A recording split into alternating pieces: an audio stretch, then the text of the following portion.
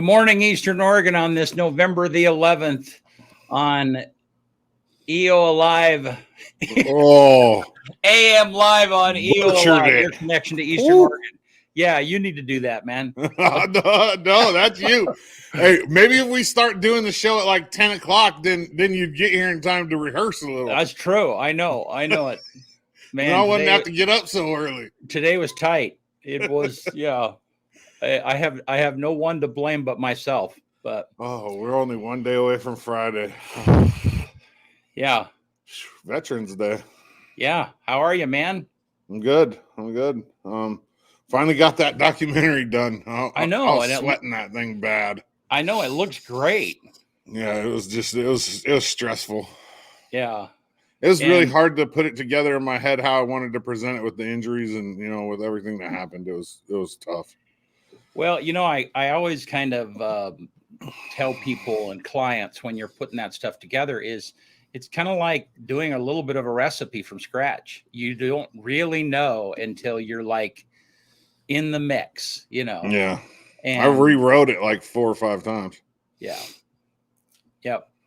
So, well, you did a good job. Well, let me thank Bennett too for that. Yeah. Man, Bennett killed it. Bennett, our editor, he really stepped up and he invested in it. He sent me a message last night and he said, "Man, I had so much fun doing that."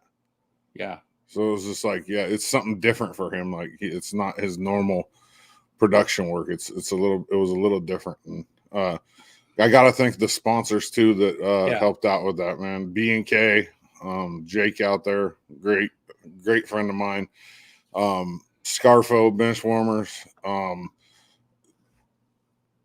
the Reed family, Reed and Associates, Kevin Reed, and Side Scott.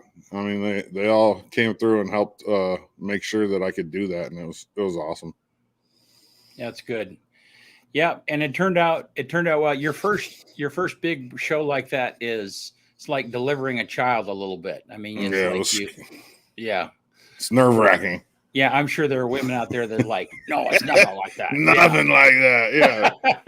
But it kind of feels like you're pushing something over hill and finally it gets over the top. And yeah, it's just such a relief. So the people that don't know about the trip and stuff, just brief them and tell them what that is. Well, so I went to, I traveled with the EOU men's basketball team to play Gonzaga, who's number 1 in the country, NCAA. And I just documented the whole thing, and we had some major injuries while we were there, unexpected, but it was awesome. I mean, you should have felt the electricity and the energy like up until Max got hurt. It was like these guys, they were pumped. They knew they were going to get their butts kicked. I mean, you're playing guys that are the best players in the whole country. Yeah. But at the same time, the Kennel, on Halloween, opening game of the season for Gonzaga, sold out. Their student section fills up 2 hours before the game, and that place just rocks. I mean, it's just an energy that you'd have to be there to experience. It's phenomenal. Yeah. How cool. Yeah. And cool for you. Yeah. And that comes through in the video too, Yeah. The significance of it and so on and so forth. So yep. Yeah. Good job. We should talk about Cam Designs real fast. Let's do it. Yeah. So Cam Designs, man, they're a full service sign shop. They do interior, exterior vehicle graphics, and I got some stuff to show you. There's a trailer that they did for Extreme Heights. There's the sign. I mean, everybody sees that right downtown. That's a Cam Designs sign. They did it right there in their shop. And then for Pendleton Whiskey Fest, they did these what's that game called? You throw the beanbag in there? Cornhole. Cornhole boards for Heinz Meat Company. And I mean, they do a great job out there. They also they'll come service your chimney, they'll clean your chimney. What else do they do? They got high-end wood stoves. I mean, what do they not do? Yeah, they're very good. I can't find their logo. I thought we had it. Yeah. Okay, thank you. Yeah. Somebody's on the ball today. I still can't find it. Yeah. No, and yeah, and they have been in business for a while, but they recently relocated to the business right across the street from Walmart, so they're easy to find, easy to get into, and family operated, uh, and just really good people. I stopped in the other day. They're working on doing a wrap for our van, and it was just they're a lot of fun. They're just it's a fun business, and they're great people. So Yeah, and once that van's wrapped, I'll be picking up chicks in that thing. It won't look like a creeper mobile anymore. Because right now with the shades on the windows, it's a little bit. Yeah, I'm not sure that. Yeah, I'm not sure that a TV studio van is going to be like yeah, an effective pickup chick van. Yeah. I don't want to pick up chicks anyways. I have enough troubles with myself. Yeah. Yes, you do. Yeah. So yeah, anyone who Kyle is single. He's available. So well, I'm kind of seeing somebody right now. Don't be okay. That's right. Like that. BC. Okay. Yeah. Well, anyhow. Yeah. Well, I mean, let's roll. Let's get the weather out of the way and let's get to our guest. Okay. I'm excited. Shoot, I just man, I am just not on it this morning. It's wet and cold. Yeah, so we're doing we're streaming the Veterans Day Parade, which is at noon today. And so it's going to be rainy. Either find an awning or bring an umbrella. And so watch the stream of it. Or watch the stream. Yep. Yeah. Good morning, Dana. Yep. Here's Gabe's forecast for today. Rain all day. rainy. Yeah. It's going to get up to what, 48? Yeah. It must have got fairly cold last night because it was cold in my house this morning. It was. It wasn't frozen, though. It wasn't frosty. No. Yeah. Maybe I just need to take my window air conditioners out. You think? Yeah, probably. Yeah. Yeah. Might be a good idea. I might just leave them in. Then here's tomorrow. Warm up a little bit. Doesn't really look that much different. No, just a little warmer, but it's going to rain. I'm ready for summer. Yeah. So, real quick, talk about the tickets that we're giving away, will you? Oh yeah, we have some tickets to what's the show called, BC? It's called We're in This Together. We're in This Together, EOU in the newly remodeled theater. This weekend they're doing this thing where they decided because of COVID they were gonna just give the licensing out for this show, and we had Ken Wheeler on yesterday or Tuesday, and he talked about how they got to pick the songs. It's a musical, and so today during the parade we're gonna give away 2 tickets, and then sometime during the day today I'm gonna post it on our social media, and if you share and tag a couple people, you'll be entered in to win 2 tickets as well. So we have 4 tickets to give away, and that's for Saturday, right? The show is Friday, tomorrow night, and Saturday. Yeah. So you can go to either one. Yeah, and you redeem the tickets at the box office. Yeah. Perfect. Or at the door. Right. Yeah. Yeah. So and that's going to be. I was up there last night. Because the Grand Ronde Symphony Orchestra actually has a concert next Wednesday, and we're going to start promoting that soon. And they, anyhow, so I was up there doing a little bit of recording on that, and happened to see, get a little bit of the rehearsal of the show that they're doing. And they posted a picture. It was like the board of trustees was up there. Watching the rehearsal. Yeah. No, and I tell you, the theater it's amazing. I mean, it looks the same, but it's just all the chairs are replaced. And I wish they would have made the chairs that have the lift up arms, though, because big people like me don't. I mean, I fit, but it's still like just to especially with social distancing and having to have seats in between you. If those arms lifted up, it'd be a little bit more comfortable for somebody who's like 6'5" and 300 and some odd pound. What am I right now? I don't even remember what my weight is right now. Yeah, but you've lost a ton. Yeah, 40. Yep. Good deal. That's still working on that. That's with Met Trim down the street here from us. So. Yep. All righty, man. Do you have any stupid dad joke you want to spring on me now before we go? No, you don't get to decide when you get that. No, you don't get to be prepared for it. I know, but I'm already. I'll hit you with it at the end. Yeah, I'll hit you with it when you're off guard. Yeah, and then you make fun of me for not getting it. Yeah, that's the whole point.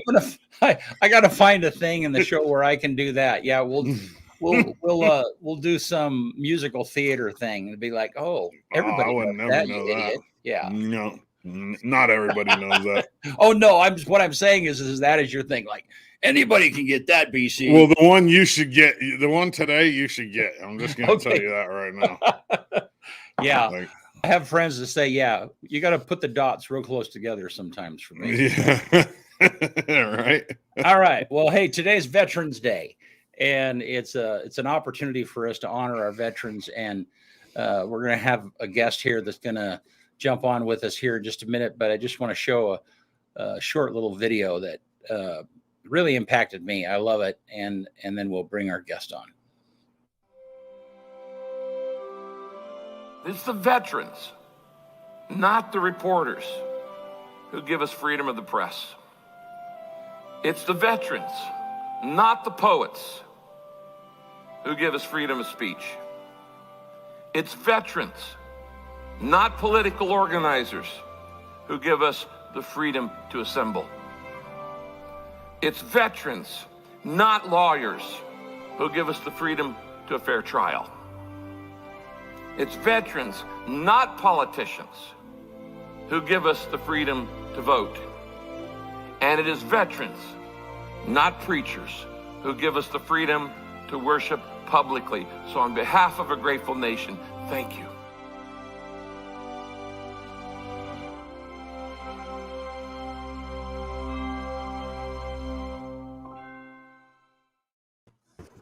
Good stuff.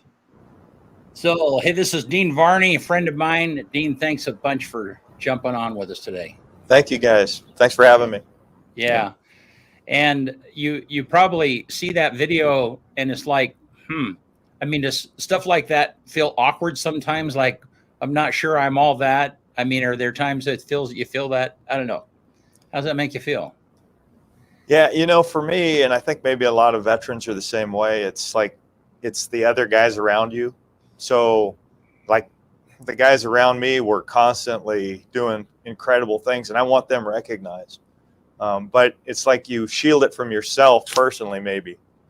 And so I don't think of myself as the hero. I think you probably hear that a lot from veterans. Like, I did what anybody would do in that circumstance, but I think you recognize it in the guys around you and you want them to be appreciated and honored. Yeah. So tell us a little bit about your military career, Dean, and what you did, and just give us a synopsis. Yeah. So I did go to Eastern. Actually, then it was Eastern Oregon State College. I got my commission as a second lieutenant up here at Eastern.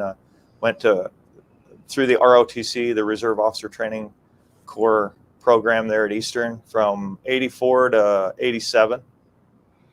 Got my commission and I got accepted into the Army Aviation branch. Attended flight school at Fort Rucker, Alabama. That was a year long, and I actually stayed down there and went through advanced training to learn to become a CH-47 pilot, a Chinook pilot. The big tandem rotor is what I flew for 9 years in the active Army and 2 years in the Pendleton Guard. I served, first off was Fort Wainwright, Alaska. I kind of cut my teeth learning how to fly up there. It's a lot of challenging. It's a challenging environment, and you really learn how to fly there. So flight school was just a license to learn. Alaska taught me how to fly. I went from Alaska right into the desert. So it was 45 below when I left Fairbanks, and I found myself in Dhahran, Saudi Arabia. It was 120 degrees. And I served there in Desert Storm, went on into Kuwait City. I was able to fly Norman Schwarzkopf's team into the surrender. When the Iraqis surrendered, I flew his entourage in there. Just made a career out of it, and I just have so many good memories, so many friends, so many. I mean, even though I decided to step out of aviation as a career, I have so many good memories about my experience. And I don't, I have so many questions about flying that aircraft. We could spend a lot of time just talking about that because it's so unique. Yeah. But it was funny. I was over in Pendleton and walked inside of one, and it's like, this is like the back of a truck. I mean, it's just it's like you take a truck trailer, a 40-foot trailer. I'm not sure how long that aircraft is, but it's like you take a 40-foot trailer and you put rotors on it. I mean, and that's, I don't know, talk about a little bit about the kinds of things that those aircrafts did and the kind of things that you flew. Yeah, it's such an amazing. I have friends that were attack pilots and flew the AH-64 Apache helicopters, and we'd kind of get together sometimes and compare notes, and they were kind of in awe of the diversity of missions that I flew. I mean, and what they did was the same thing day in and day out. They went out and either killed tanks or pretended to kill tanks. But it's kind of, with the Chinook, you're right, it's so amazing. The capacity internally, we have 3 cargo hooks mounted on the aircraft. You can carry tandem triple loads. You can carry a giant center load. I spent a lot of my career fighting forest fires, which I got to say was probably the most intense flying environment that I served in. It was crazy. But yeah, we carried a 2,000-gallon water bucket, 16,000 pounds of water, and we'd fly into those fires and do our thing. I carried in Desert Storm. We carried fuel and ammo forward, and we generally had a backhaul of prisoners of war. The Iraqi army was surrendering in such numbers that we had to try to get them off the battlefield. And so every Chinook that went forward carried POWs back. I came into one LZ, one landing zone, and I remember there were 4 MPs guarding 140 Iraqi prisoners of war. And I had 2 Chinooks. I came in there and dropped off some ammunition, I believe. And the MPs came over and asked us if we could haul some of these guys out. And they told me it was kind of a humanitarian situation. They didn't have enough food and water for all of these prisoners. So we ended up putting all of those guys on 2 Chinooks. I carried 70 POWs on each Chinook. It's amazing. It's a 10,000 horsepower monster, and she floats on water. It was actually a Navy procurement that the Army bought, but I have nothing but respect. I mean, every aviator will probably tell you that the aircraft he flew or she flew was the greatest helicopter in the Army inventory, but I'm convinced it was a Chinook. Yeah. Wow. So 70 people, I mean, you have to stand. There's no sitting.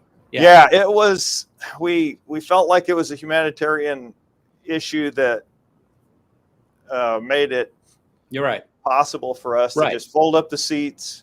We put cargo straps across the front of the aircraft, and we literally walked these guys on. Right. It's kind of interesting. A lot of them had Iraqi money with them. And one of the bills of Iraqi money, when they boarded the aircraft, they would throw down this 20 dinar. And that had a picture of Saddam Hussein. And that was their way of saying, we're not loyal to this guy. And my crew, we still to this day, I have 20 dinars that those prisoners threw down on the ground as if to communicate to us that, hey, we're not loyal, we're with you guys, we're peaceful. But yeah, it was a humanitarian crisis we felt, so we just literally, it was a cattle car kind of a situation. We just walked them on. Yeah. How do they go to the bathroom? What, with that many people? Like, does it get? Was it weird? No, I mean, it's kind of like being with your, your hunting buddies or something. You just, a lot of times, even on the aircraft, you'd get up out of your seat and go back in the back, and always carry a Gatorade bottle, with you. But wow. sometimes we'd fly for and we'd hot refuel. It was called hot refuel. You wouldn't shut down, and they'd want you to keep going and keep going and keep going. And so, yeah, you had to learn how to do stuff like that on the go, on the fly. And it became, with the crew especially, it was just a function, that you had to do to keep going. Yeah. Wow. Oh, wow. So then, like, when you were flying these prisoners back, how long was that flight? When you were doing, like, moving stuff like that? Generally not a real long flight. The farther we pushed into Iraq and kind of curved around to Kuwait City, the longer that kind of turn became. But, initially it was pretty short. Later on, it would become, hour and a half in and out one way. Mm-hmm. Yeah. But we kept moving. The forward edge of the battle kept moving forward, and our prisoner of war camps and our main supply areas in the back they were stationary. So the farther we pushed in, the farther that logistics trail became. But I'd say about an hour and a half. Interesting. Yeah. What's probably the most demanding landing? You see some of these crazy landings of, like, the tail. I've seen those. The tail will be resting on the side of a hill, or Yeah. I mean, did you have any experiences like that? Yeah, lots. I mean, I've landed with one forward landing gear on a rock, and you're just looking for something to hold you stationary so guys can load or unload or dismount or mount the aircraft without being injured in any way. In Alaska, blowing snow and lack of visibility, and in the desert, some conditions of blowing dust, the visibility problem in landing becomes amazing. The Chinook creates about 100-mile-an-hour rotor wash when you're coming into land. So it's intense in terms of blowing dust and blowing snow. And a lot of times we'd come into a landing zone, and it would require maybe 2 or 3 attempts to kind of clean the landing zone sufficient that you could actually have a visual on something down there. And, you'd be looking for anything stationary, a rock. I remember, like, a tuft of grass that was stationary would become your lifeline to avoiding spatial disorientation. You could literally crash the aircraft if you didn't realize what was stationary, what wasn't, how things were moving. It's kind of like a guy pulls up, you're stopped, and a guy pulls up next to you and moves a little bit, and you feel like you're moving. Mm-hmm. That whole visual starts playing with your mind. And so landing and blowing snow and blowing dust situations was always intense. But yeah, we used to practice something. We had out in different training areas, we'd have, like, tires, just old tires. We just lay them in the grass. And we'd come in and we'd land, and we'd say, okay, I'm going to put the left rear tire, which is like 46 feet behind you. And you'd say, that's the pilot. You'd say, I'm going to put the left rear landing gear in that tire. Oh, and wow. So you were constantly, and it's like a video game. The more you practice at it, the better you get. And it became like an extension of your body. And I had 1,300 hours flying the Chinook. And after a while, you just get it's like the video game that you're good at. Yeah. And for those that don't know, that's what the Chinook looks like. So, and so the tail of that has a door that folds down. Is that right? That's right. We call it the ramp, and it will fold down to the ground, or a lot of times you'll see them flying with it kind of level, and maybe you'll see a crew chief kind of sitting there swinging his feet in the air and enjoying the ride. Yeah, crazy. What's it feel like when you're standing underneath it, like when you get out, if it's hot? Yeah, it's I did a lot of hooking up of loads in different situations, and I did that in the desert a lot, where our aircraft would come in and pick up loads, and we'd have to hook them up. So there's a lot of static electricity that gets built up. You got to discharge that static electricity. You get the shock of your life. And so you go up and you discharge that with a kind of an electric probe that puts it back down into the ground, discharge that. But the wind, I mean, it's hard for me to communicate that to people, how the wind. I've actually been blown off loads that I've been standing on ready to hook up. An aircraft will come in and just literally pick me up and throw me. My buck 70, I was not staying up there. The 100, maybe a little over 100. If the aircraft's real heavy, or comes in what we call hot, comes in real hot and stops that descent all at once at the bottom, it's just like a compression factor. You can get 120 mile an hour wind compressed out of there, and so the wind and the dust and anything laying on the ground you'll pick up and throw. So it actually becomes dangerous sometimes in different situations. Small, debris flying around. It can be pretty crazy for the guys on the ground. My heart always went out to them. You probably wanted to apologize, like, "Hey, dude, sorry. I can't control it."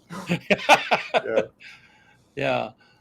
Well, let's shift a little bit, Dean, to being a civilian, and kind of reflect on this day. And did you has Veterans Day become, probably when you're in the service is like, veteran. I mean, it doesn't mean much. I don't know. Maybe talk about the meaningfulness of it now that you are a civilian, now that you're away from it a little bit. Yeah, you're right. I think, and maybe it's a factor of my getting older too, or a factor of me being out and wanting these guys honored and appreciated. But when I was a little boy, my heroes have always been soldiers. My grandparents were like really part of my parent team. I mean, I had a single mom, and we lived with my grandparents, my mom's folks. And so, like old World War II heroes, Audie Murphy, guys that maybe the younger generation doesn't even know about, I don't know, but soldiers were my heroes. When I was a little boy, I had a G.I. Joe doll, and he was like my favorite thing in the world. And I had family members that were soldiers. My uncle was an airborne ranger. I wanted to be an airborne ranger from day one. Ended up not doing that. I ended up becoming airborne qualified, but ended up, wanting to fly, and I ended up going that route. But since I've been out of the military, I think Veterans Day has become more important to me. I see it as like so important to my nation's continuance. Like, I realize how important these freedoms are. And, traveling around in the military, and even afterwards, you get to see other countries that don't have the freedoms that we have, and we can take them for granted. And so I think I just connect my freedom to these men and women that just selflessly serve. And I think that's the attribute that stands out the most to me is some of the things they do, some of the things I witnessed. takes a degree of selflessness that you just don't see every day. And it's like any trial, I suppose, like a shooting in a mall where somebody runs in there and just becomes a hero. It could be any trial, but you see a lot of that in combat and in situations flying, even during peacetime. And so, yeah, it's really important to me. One of the things I think I come away with is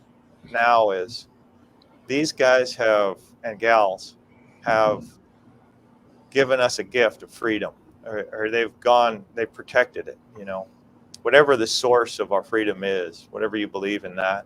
These guys, these people, these soldiers, our veterans, have served to protect that and ensure it and continue it. And I feel like as a civilian now, I don't want to squander that. It's like I want to take full advantage of my freedom, and because they paid for it. And I guess that is the best way I could describe my feeling about wanting to honor these guys now. Have you had an opportunity when you've run into or met a World War II veteran, and it was, or someone and is like, that has become just a thing for you? It's like, wow. And I mean, maybe share some of those experiences. Yeah, a number of those experiences. I think because my grandparents raised me, I naturally gravitate to that generation anyway. I'll go in a room and there'll be peers my age or young people or whatever, and I'm cordial and everything, but given my freedom, I guess I'll naturally gravitate to that World War II era guy or gal, and I want to hear their story. I was a history major in college anyway, with particularly military history, but I'll naturally gravitate to those guys. I remember a guy that my wife cleaned his house for him, and I found out he was a World War II veteran, and his name was Felix. And I would sit there for hours while my wife was working in his house, and I would just visit with Felix, and I'd get him to tell all of his stories, and I was just like a kid in a candy store.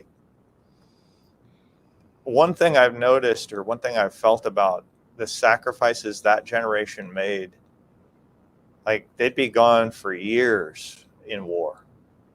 And it's hard, I think, for my generation to get our minds wrapped around it. They'd lose numbers of soldiers, like the whole units would disappear and they'd be rebuilt. But like there'd be just a handful of guys that survive. Wow. And for years, 2, 3, 4 years, they'd be at war.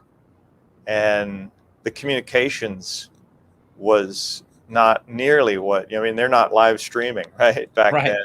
Right. And so they weren't able to communicate with their family. Their family wasn't able to communicate with them. It's a whole new outlook on their sacrifice. And I could tell you again and again, I've gone back to those veterans from that era and just been at awe of what they've done. I like to just go back and read Medal of Honor narratives for like entertainment. I mean, I just read what these guys and ladies did to earn the Medal of Honor, and respect is the best, is in one word of what I could say. There's a new Netflix series about the Medal of Honors and I had watched one of those. Very interesting. Yeah. I enjoy it. Yeah, it's inspiring. You said you're really into military history. Have you ever read any books by W.E.B. Griffin? I have not yet. You should.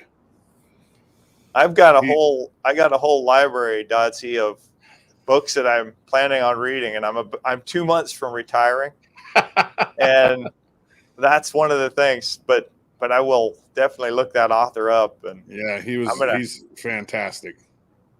Okay. So retiring. So what have you been doing now that you're retiring from, Dean? Well, when I stepped away from the military, I had the foresight, I guess, to realize I had 9 years invested in federal service. So I thought, okay, you don't want to fly anymore. And it was a lot of things that led me up to my decision to leave aviation. But I lost my first wife in a helicopter accident. A lot of my friends I'd lost a lot of friends in the aircraft in accidents. And it was a lifestyle of a lot of travel, a lot of uprooting. 9 years in the Army, I think I had 12 addresses. And so and I was a single aviator for most of that. I was only married for 4 months right at the end of my career. But I wanted to find something where I could come home every night and have a garden and maybe a plant in the house, that would survive. And it was just that, having a just change. And my grandparents were dying at that time. They were getting pretty old, and I wanted to be here for them. And the Army gave me kind of an ultimatum. They said, we need you to go to South Korea. And that was right after I lost my wife. And I asked them, I said, do I have any options? And they said, well, yes, you do. You can tell us you're ready to go to Korea, or you can resign and get out. And so I did. I resigned and got out. But I thought, it would be smart to do something in federal service. So I looked for jobs that would continue that service along. And I got a job as a letter carrier here in La Grande. And I've been carrying the mail for almost 24 years. Wow. Yeah. Love it. That's crazy. Love it. My grandpa was in the Marine Corps for 22 years. And within a week after he retired from the Marine Corps, he was the Food Administration's guy for the Federal Bureau of Prisons and worked his way all the way up to warden. My grandfather was the warden at Lompoc. Wow. Yeah. So he did 22 and 20 federal. Can't keep him down. Oh, man, he was a. Hey, Todd, good morning. Eric, good morning. Todd, thank you for your service as well. And Dana says, thank you for your service. Yeah. I got some pictures. I want to just show you these pictures, and I want to know what comes to your mind. I just picked 3 pictures, and I'll put them up, and you tell me what comes to your mind, Dean. Okay. Are you ready? Yeah. All right. Oh, Iwo Jima. Yeah, just dedication, like no quit. Do what you have to me, but this flag will not touch the ground. Right. Okay, next one. You ready? Yeah. Liberty. Lady Liberty. Yeah, I just think of this country and the immigrants that see that lady welcoming them. And it makes me want to continue to be open to everybody that escapes whatever they're escaping. I never want to be a country that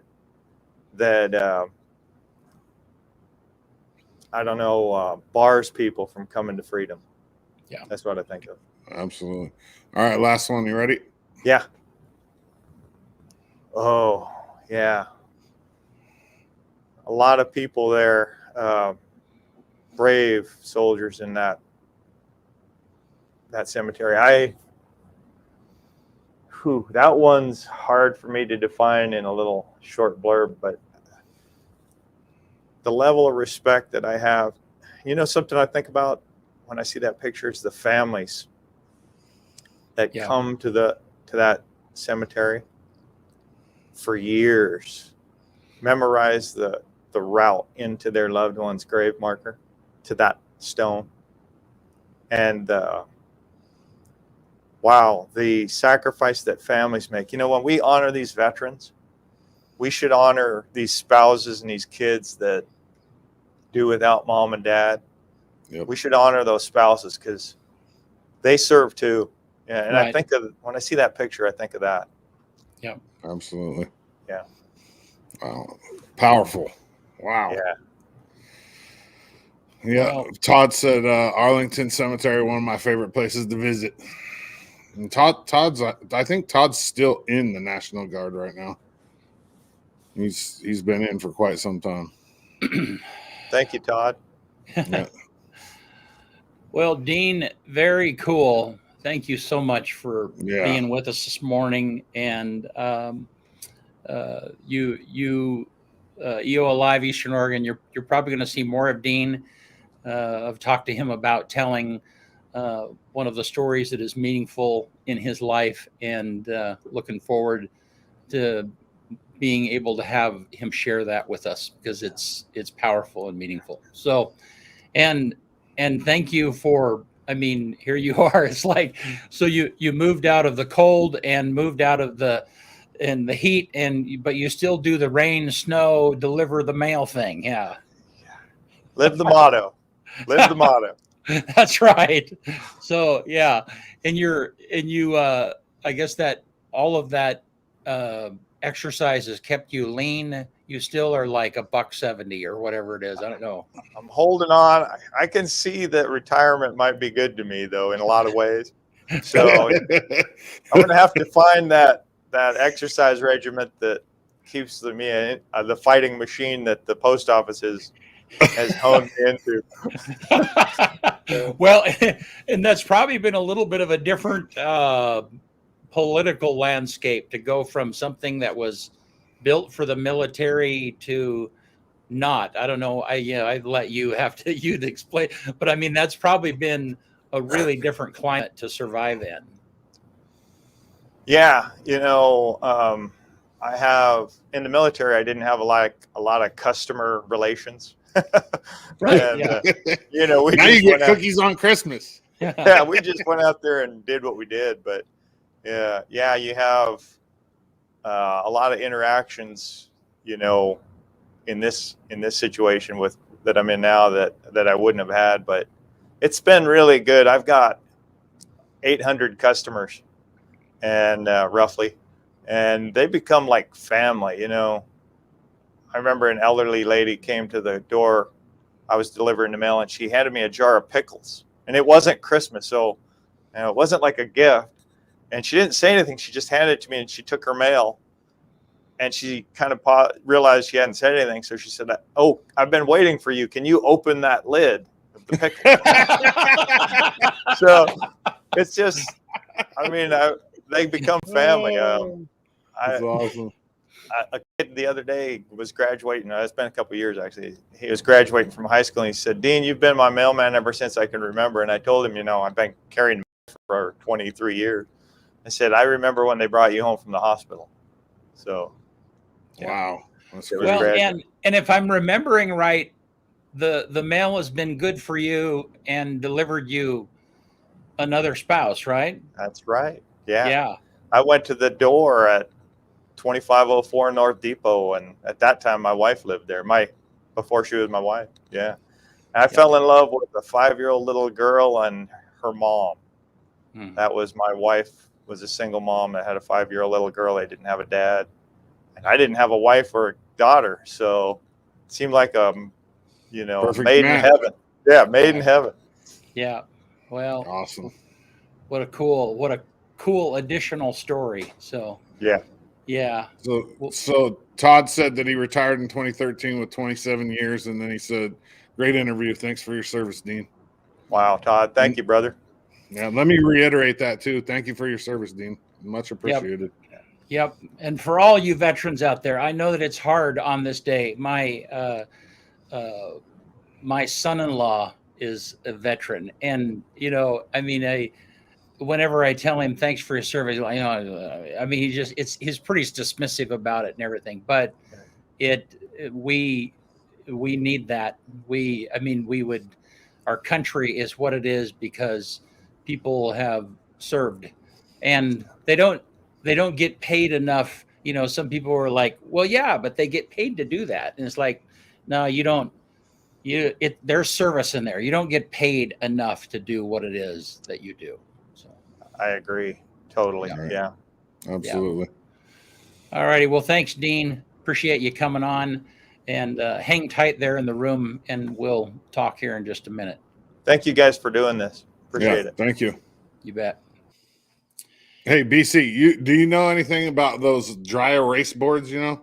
Yeah, I do know about them. You do? Yeah, What? yeah. Yeah. Well, the one thing I know is all of the inventions in the last 100 years. It's the most remarkable. Gee. You still don't even get it though. No, I do. I get right, it. I okay, get you it. got that one. Yeah, it's like, yeah. You got that But- one quick today. I'm kind of impressed. All right, let's get to the finale. Okay, well, here, real quick, let's go before you do. So let's. So we have a parade today at noon, and we're giving some tickets away to the show during the parade and sometime during the day on our social media. That's right. Be sure and check out Dodsey's documentary that he dropped last night. Yep. On his sports trip show today too with Cole Jorgensen. Cool. Yeah. And then tomorrow night, LHS plays Estacada, and if nothing else, I don't know if that game will be on our network or not, but certainly the links to see the game will be on our network. Yep. And that I did confirm yesterday that is being covered, and I don't know what kind of coverage. I have no idea, but I think that I know that there's a radio station that people can listen to also. So anyhow, all right. Very cool. And that's a big game for us.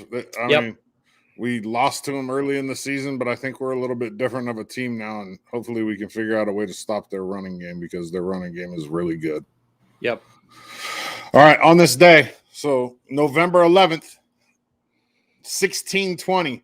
So a lot of people think that, you know, the original, like the first time Pilgrims on the Mayflower came was like 5 weeks after this, but the first time Mayflower Pilgrims like actually landed in America was on this day in 1620, and it was in Provincetown Harbor, Massachusetts. Oh, interesting. On this day in 1921, U.S. President Warren G. Harding dedicated the tomb of the unknown soldier at Arlington Cemetery. On this day, 1921. So 100 years ago today. Wow. On this day in 1926, U.S. Route 66 is established from Chicago, Illinois to Santa Monica, California. 2,448 miles long. Huh. And when I was in college, I lived on Route 66. Really? Yeah. In between Victorville and Barstow. So what year again was that? That was 1926. So there was no interstate system. The interstate system was a long ways from being. So that was a thing. U.S. Route 66. Yeah. Established in Chicago. Yeah. 1926. But for people to understand the significance of it, they have to understand there were no interstates. There were, so got it. 1939 on this day, Kate Smith first sang Irving Berlin's God Bless America. Yeah. And then the last one, 1988 on this day, the oldest insect fossils ever found were found, and they were 390 million years old. Wow. 390 million years old. How do they even know that? Like, how do you figure that out? Yeah, that's a whole nother discussion. It's so crazy, right? Yeah. All right, so let's do the song. The song. I went all the way back to 1971 for this one. The number one song in the country on this day in 1971 was Cher, Gypsies, Tramps, and Thieves. And that's actually a picture from 1971 of her, and she still looks about the same. It's really weird. I don't know. I wasn't even alive in 1971. Yeah, well, I was, but I wasn't aware of pop music, I'll assure you. And quote for the day, Audrey Hepburn: people, even more than things, have to be restored, renewed, revived, reclaimed, and redeemed, never thrown out anyone. So one more time. People, even more than things, have to be restored, renewed, revived, reclaimed, and redeemed. Never throw out anyone. Good stuff. That's it. That's all we got Alrighty. on a Thursday. Parade Thanks, noon Eastern Oregon. right here. Yeah, I appreciate everybody for tuning in. Thank you to Dean Varney, and thank you to all the veterans out there, man. I mean, Yeah. can't And say then- enough. And then real quick before we go, today's parade is brought to you by Loveland Funeral Chapel, Loveland Safe Ride. They're actually getting 2 things, and then Nate Conklin State Farm and Insurance. They're the ones that are providing for the parade today. So thank you guys. See you soon.